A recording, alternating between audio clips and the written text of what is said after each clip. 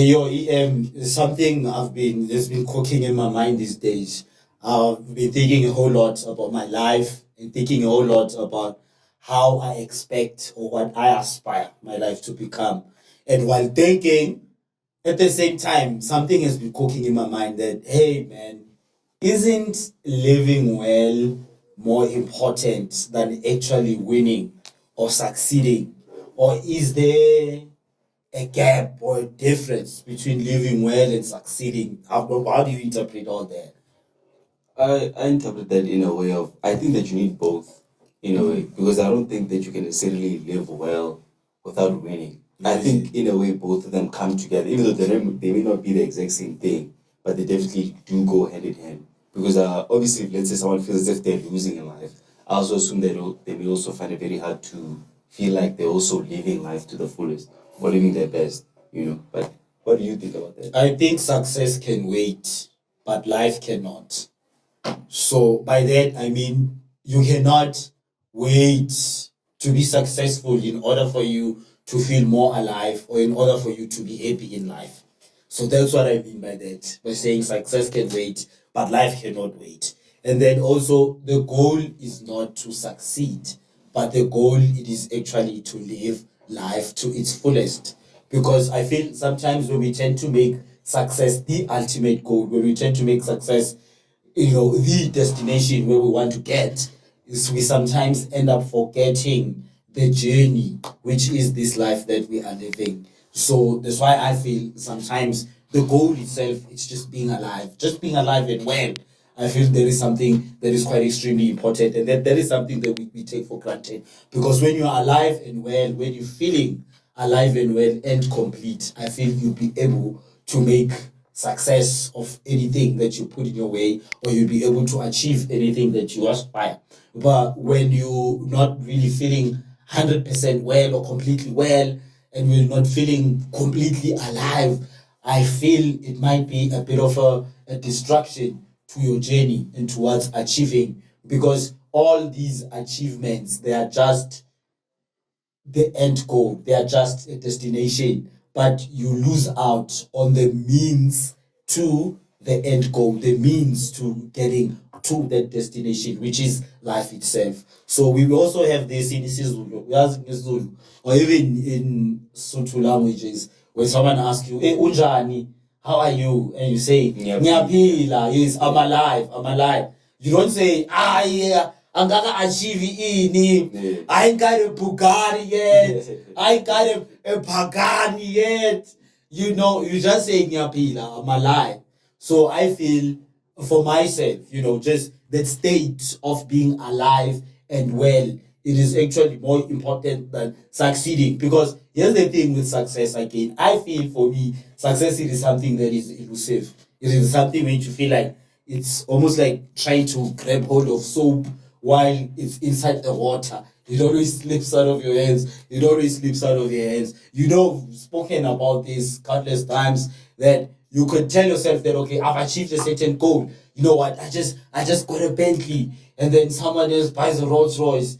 And then you're like, no, okay, fine, I just got a Rolls Royce, I'm successful. And then someone else buys a private jet, and you can go get a private jet, then someone else buys a yacht, and you go get a yacht, someone else buys an island, and you go get an island, and then someone else ends up being called like, as like a king or something like that. So success it is something like something that is always elusive. So for me, I feel feeling the fullness of life, feeling completely alive, it's more important than any success, because that's the time where you be able to draw or to attract that success that you actually really want. Yeah, and I also think that success, I think that especially the way we chase it, yes, it's definitely beneficial in our lives in other aspects like supporting ourselves and our families and building great lives and stuff like that.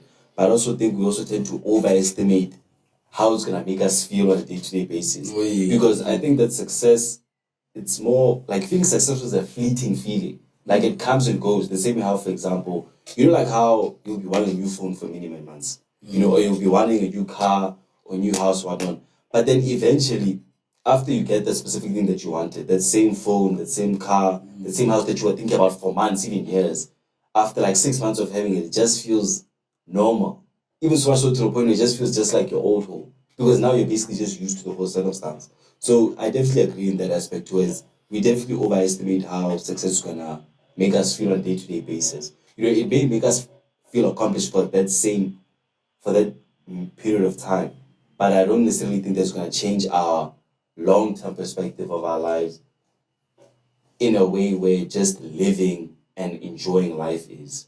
Living. I love that a lot. So the next question becomes, are you living or you just achieving?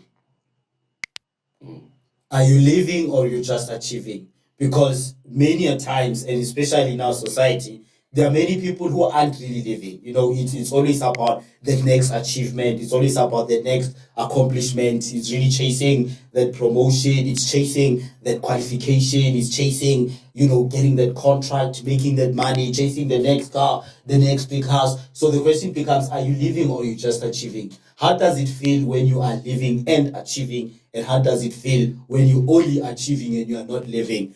It hit me sometime around last year. I got admitted into like an institution last year, November and December. Because here's my experience was, or here's how my reality was. I was thinking to myself, I get inspired when I look at, these young entertainers we have here in South Africa, your guys like Abu Kabza the Small. So I was watching Kabza the Small interview the other day, and then he went on explaining, Yazin, I don't sleep. I didn't sleep when I was still coming up. I was making sure that I try to complete beats almost like on a daily basis, and then I was putting in the work at night. I was locking it in and everything like that. And it occurred to me that, okay, fine, you know what? I'm also not going to sleep, and I'm also not going to do that. I'm not, and you understand, with me being in the education sector, around that time, around my October, November, I was sitting with a shitload of marking. So it was just so much that I had to do. Then I started doing the same thing. I was like, I comes at this point, didn't sleep. So I'm not gonna sleep and what and whatnot. You know what that did to me? The fatigue that I got from that, the burnout. I ended up in a hospital bed, critical, and I couldn't even complete the work that I was supposed to do. I had to like stop everything. I had to stop the work. I had to stop living. So I feel for me it is different experiences and at different stages in our lives. However, it worked for Ukabza the Small to put in the work and not sleep. But for me, since that experience, I've learned the importance of sleep, bro. I'd rather miss a deadline and get enough sleep instead of depriving myself of sleep in an attempt to meet a specific deadline. So I feel like I'm more driven towards living than being successful. Don't get me wrong, I'm such a big dreamer. You know that, and everyone that knows me know that. And we're not encouraging people not to better themselves. Definitely. But we just emphasizing on the point of being alive and well, being alive and being well. Because sometimes, sleepless nights, working on proposals, on contracts, on what and whatnot, it takes a toll on your wellness. It takes a toll on your health. So I feel that is one thing that we need to, keep reminding our audiences that, hey, you know what, we always preach success, we always preach empowerment and upliftment, but hey, let's also look at another side, which is wellness. That if unspoken about, it can, put us in situations where we are even unable to pursue the success that we so desire. Yeah, no, definitely. And I think that, especially, correct me if I'm wrong, but I'm sure also when you're in that point of your life, yes, at the very beginning, you're like, yeah, no, I'm getting it, I'm grinding, I'm moving forward. But then I feel like at some point, life ends up feeling less human. Like you start feeling robotic in a way. Like you just feel like you're just this machine that just needs to get tasks done and achieve certain goals, but then there's never really any celebration there. There's never really like spending time with people you care about or just living in general. You get what I mean? And I definitely think that's what a lot of people go through. Because I think that this also goes back to the thing of something that's good but done too much can also be a bad thing. Oh, yeah. Because working is a good thing, putting in hours is a good thing, but I feel like then there's that limit to where it's not just diminishing returns, and it's even now even taking a toll on your health and your mental health, and putting you in a state where you don't feel as if you're enjoying your life. You're just basically built to just achieve certain things. And I don't know, man. I think especially obviously, like when we're still young adults, or even before become senior citizens, I feel like it's this thing that's always pushed in society towards, yeah, you need the house, you need the car, you need to buy that nice thing, you need to buy those expensive clothes, you need to get that PhD, you need to achieve all these things. But there's never really emphasis on the things that matter most, which are our relationships, our mental health, our physical health, and things of that nature. Because I even recall, I don't know what this other guy said exactly, but I think he was giving a story about how he had basically a near-death experience, and then he found himself that he wasn't thinking about the work he had to do in that moment. And on the verge of death, he wasn't thinking about, oh, I won't be able to catch those deadlines. I won't be able to do that work and stuff like that. He was thinking more of, damn, like I'm not gonna be able to spend time with my kids anymore, my family. I'm not gonna be able to, go watch that movie that I was wanting to watch. Yes. Like that. All because the fact that like he was only just delaying. And yes, delaying gratification is a good skill, but I think that there should be some type of balance as well. And yeah, man, I think especially when you're someone who's into self-development, you may fall into this thing to where you think now life is just all about self-development. Achieving. You get what I mean? And that's just always chasing that next high exactly of accomplishment. Exactly. Yeah. And I think also another thing is also how it's also pushed. So for example, you explain how Cavs as a small did it. Even other people are inspired by, let's say, people like Michael Jordan, Cristiano Ronaldo, who always push that mindset of grind every day, waking up at 4 a.m., sleeping at 9 a.m., and the whole time is just work. Taking a 10-minute break, 15-minute break after like 9 hours of work. But it's like that's not everyone. And I feel like at the end of the day, maybe them living their lives like that is what makes their lives feel like they're living. That's what makes them feel alive. But for most people, that's not really how things are. Hard work is just a byproduct of life, not just the main thing. Because maybe them, that's where they found their purpose, their life, their happiness, stuff like that. But I think that, that makes sense for a select few people, but I don't necessarily think that's for everyone. Yeah, because these are very important questions that we need to ask ourselves as we continue with life. And especially you mentioned, some of the successful individuals we know, athletes, Cristiano Ronaldo, Michael Jordan, musicians. So the question that I feel you and I should be asking ourselves is, if I reach all my goals tomorrow, will I finally know how to be happy? If you reach all your goals tomorrow, will you finally know how to be happy? I feel I'm happy even now. Hey, since I was a child, I had these big dreams of being a multimedia producer. Being this mogul in communication and media and everything like that. And I haven't accomplished those dreams yet. And it is something that I'm still working towards, right? But I feel what keeps me more alive and what keeps attracting people towards me, and these different relationships that I have, it is because of this joyful spirit that I have. Yeah, it is something that I feel even age could not erase in me. I'm always a cheerful somebody. I'm always happy. So to me, when I ask myself this question, if I reach my goals tomorrow, would I finally know how to be happy? It's not relevant to me because I'm already happy now. So achieving my goals tomorrow would just be an indication of my efforts from today and my beliefs from today. So because I think for me, that is how I interpret my own personal life. But it differs because the other people who have put aside the whole notion of happiness or the pursuit of happiness, they just pursuing achievement and accomplishment, thinking out of that, then they're going to be happy. Because let's face it, say tomorrow you achieve whatever it is that you wanted to achieve, you having this big ass IT company, global IT company, you are, bringing certain softwares and what and whatnot. Look at what's happening in our country. We're not trying to scare viewers off, but we need to speak about the reality of how life can unfold as you're making certain achievements or accomplishments. And then the next thing you know, you're supposed to be driven around by securities, driven around in cars that have, that are armored, big, bulletproof, because now some company execs, they wanna take you out because you came with a great innovation that is just too good. Yeah, It is it's taking the changing the competition. industry. You know, yeah. So it answers this question of, if I achieve whatever I want to achieve tomorrow, would I be happy?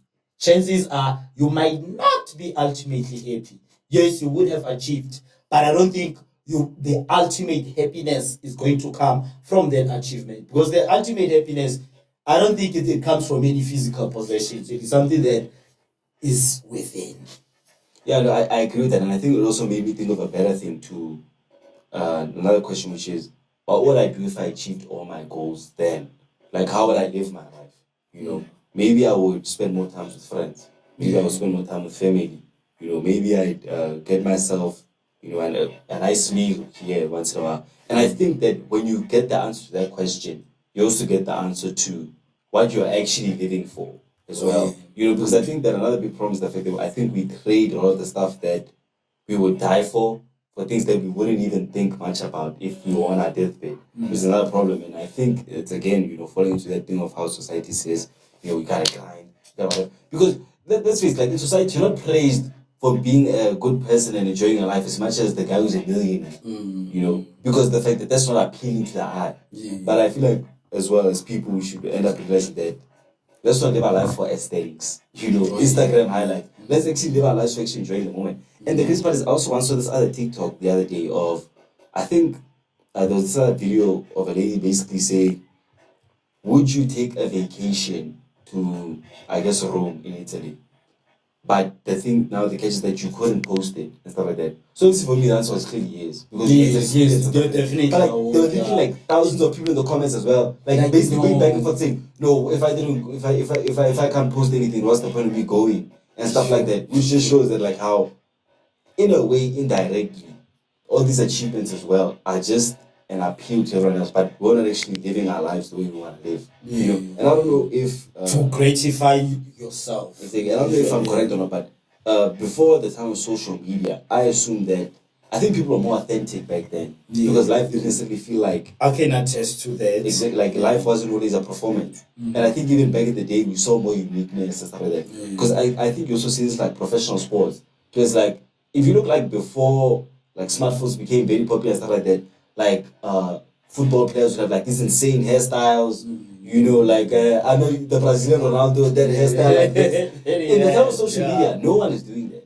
No one is doing that. And everyone nowadays has the same hairstyle, likes the same music, goes to the same places, watches the same movies. Because we're afraid of being roasted on social Exactly, media. you know, afraid of going against the norm, even though most of us are literally outliers. All of us here are outliers, but it's just that I think with social media now, everyone's just trying to fit into something. You know, a so I think it's specific popular identity. Exactly. Yeah, there isn't that individualism. So it's also important to ask, are my goals improving my life or they are consuming it?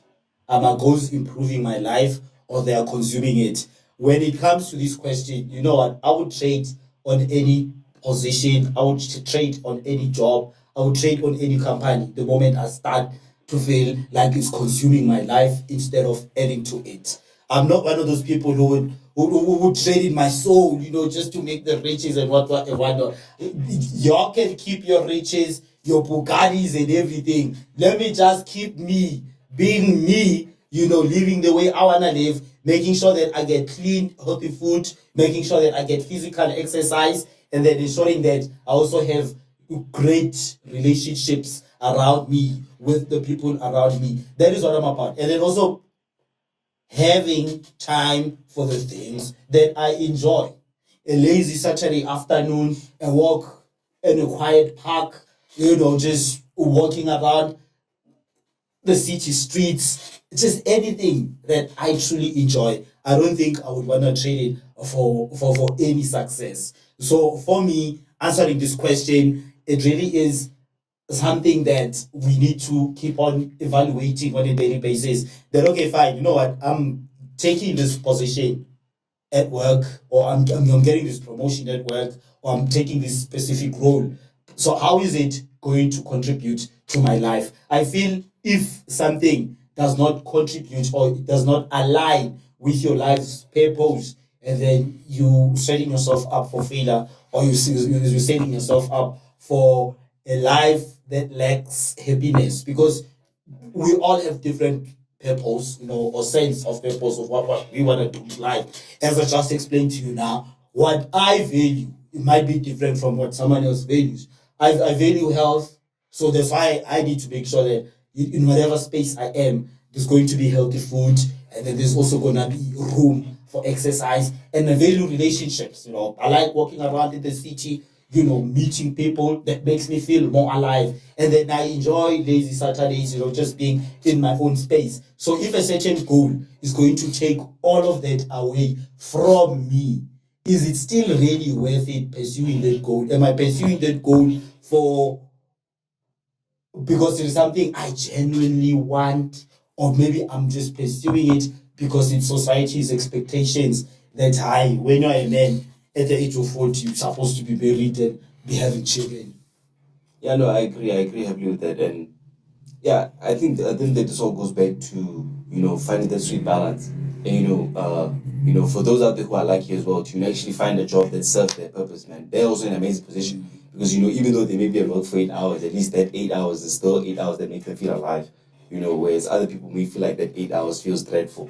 You get what I mean? But I think also touching on what you said, one thing that I've noticed as well, and I think even studies show this too, is the highest predictor of whether someone's going to be happy in life and satisfied with it. It's not necessarily how much money they make or whatever, but it's usually the quality of their relationships. So for example, people who have genuine friendships and a healthy romantic partner, like those people always report the highest levels of happiness. So for example, the guy who's a millionaire, but all of his friends are just around him whenever they want something.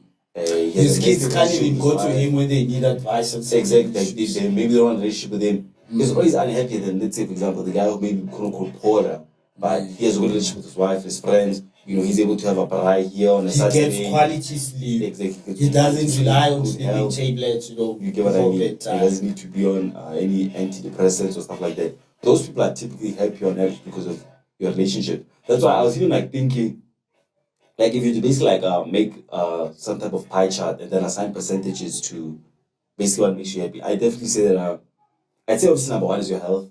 Definitely number one is your health. Then because when you're unhealthy, bro, everything else doesn't really matter. You won't be able to take in that love from other people because you're just gonna be suffering inside. So you just continue your days. Exactly. So definitely physical and mental health. Then number two, I rank relationships.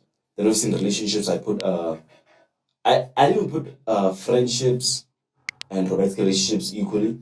And then after that, number three is obviously then living circumstances. Because the reason why I put a relationship above living circumstances is maybe because of the fact that for me personally in my life, I noticed that having good quality time with my friends, and my romantic partner and stuff like that, during a tough time makes life feel way easier, and much better compared to now.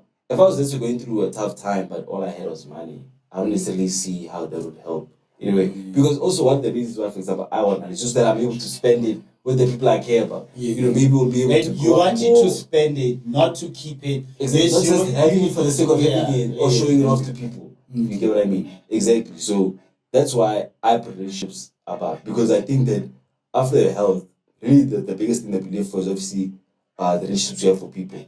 You get what I'm saying? And once our physical and mental health is sorted, that's really the other thing that matters as well. But in contemporary times, speaking about relationships can be a bit challenging, whether they be romantic or relationships with other people, friends, family relationships and whatnot. So yes, relationships do make our life feel more meaningful. But even in the absence of romantic relationships, how to speak in this aspect, even in the absence of romantic relationships, I feel one of the most important relationships that can also make your life feel more meaningful is a relationship with yourself. How you feel when you are by yourself, the things that you keep telling yourself over and over and time again. When you engage, that introspection, when you engaging with yourself, I like this life that I live. But you're supposed to be like this. No, man, but you know what? I'm fine. Okay, there's still enough time to achieve this, to achieve that. So that relationship I have with Tenugufa himself, it's really meaningful. But not to take away from what you also mentioned about having, external social relationships. I also have, a very small circle of friends. So whenever I feel I really need to share a bit of me with other people, that is when I would engage with my friends and whatnot. But because at of the life stage that I'm at, it's a bit different from yours. You meet your friends on a regular basis at school, around at home, wherever. But with me, because of our different life stages, my friends, I only meet them when it's extremely Once a year, necessary. 2 months When a it's year. extremely necessary, or maybe when there's a certain occasion we are attending to. But even that, it is fulfilling because I just know, okay, fine. There are people that I can always reach out to, and then there are people who really matter, who also value me.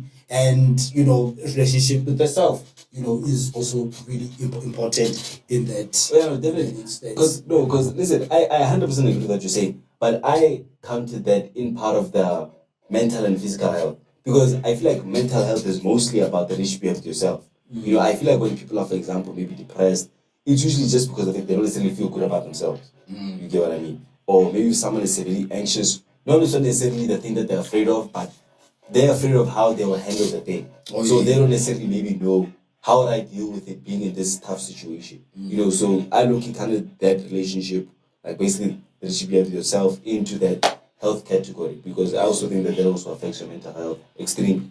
Yeah, and it's also these recent years and all the technological developments and the COVID-19 we had that also affected people's relationships. Because before 2020, depression was not, it was not so popular among, our society. Especially amongst people my age. Yes, it really wasn't a thing. But ever since we gotten accustomed to the way of life where one can just be secluded, from the social life, we're always closing ourselves indoors, we're working from home, we're studying from home, we can just get on our cell phone and then you place an order, McDonald's comes to you, you don't have to go out. And that also affects our health because you know how important it is. We did discuss this the other day, just being exposed to the sun exposure, going out. It also helps to uplift your mood and your spirit. So it's also good to eliminate depression and whatnot. But these days, we hardly even do that.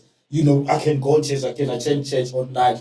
And when I'm hungry, I can just buy food, whatever I want online. And when I need to work, I can just work at home. When I'm studying, I can also study online and study at home. So these are such changes in our society that also have a bearing or that transforms the type of lives that we live. So that's why it's always important to keep asking these questions because these questions they will always change. That is it really important to live well or just to chase success? Definitely. Yeah, I feel that is why it becomes so important. Yeah, and tracking back on what you said about how basically now with basically just one device, you basically have access to everything in the world. You don't have to go outside anymore to go get food. Now you can just order it from home. Another scientist was basically researching on why, like people post COVID are struggling more to make friends, especially who are in my age group compared to the people back then. Because And it's you're not studying because- during lockdowns. Exactly, and that's just mainly because of the fact that since now everything's so convenient and able to get attained from home, people don't necessarily take initiative to go outside. You get what I'm saying? And since now the people who like friends don't ever take initiative to go outside, they never bump into people in the first place. Oh, yeah. Because one thing that his study found is that most friendships aren't necessarily made by you going up to someone saying, I want to be your friend. That's not how most friendships are made. Most friendships are made by where you guys will just bump into each other at a random spot. And then everything just And then you happens just have a naturally. conversation Yeah. and happens naturally. But how is that ever gonna happen naturally if you're not even there in the first place? That person you would have met after going to McDonald's a few times, how are you ever gonna bump into him if now you're always ordering McDonald's from at home? You get what I mean? Even when it comes to even networking, I genuinely believe that yes, LinkedIn is good, but I've noticed that, for example, most of the connections that I've made, they were in real life. As much as yes, LinkedIn was made to help us network and communicate with other people in our fields, I've noticed that just being in person, going on campus, going to these hackathons, communicating with people who are in your field with similar interests, or even at the library and stuff like that, or even in book clubs, that gives me way more success than talking to people on LinkedIn. Just because of the fact that there's just something about being around someone, that allows you to talk to them, trust them more, and stuff like that. I think being online kind of narrows people down just to a small number of attributes. So, for example, in real life, people don't necessarily consider physical attraction that much Yeah. compared to online. Because, for example, maybe let's say you're on Tinder, you're scrolling. You're just gonna be scrolling looking for the best looking guy or girl on there. But you're not gonna be able to account for personality or stuff like that. Whereas maybe here in real life, you may see a girl or a guy who's not so good looking. They may not necessarily be your type. But when you engage when in you a engage with them, you're like, with them, "Wait, this person's the interesting." connection feels You know, genuine. exactly. And now you would have a strong relationship with that person compared to someone you just meet online because you just thought they were good looking. So yeah, so we definitely need to go outside more. Touch more grass. Like they say, go touch some grass, man. You know? Be more alive, feel more Exactly. alive. Exactly. So, okay, here's a question that we would like our viewer to give us a comment on. When living matters more than winning. So tell us, according to you, which one matters most? Is it living that matters more than winning, or is there a correlation between the two? You can just leave the comments on the section below, and also please just remember to like and subscribe our channel so then it can reach more people who would like to find meaning and strengthen their purpose in life. EM, we signing out.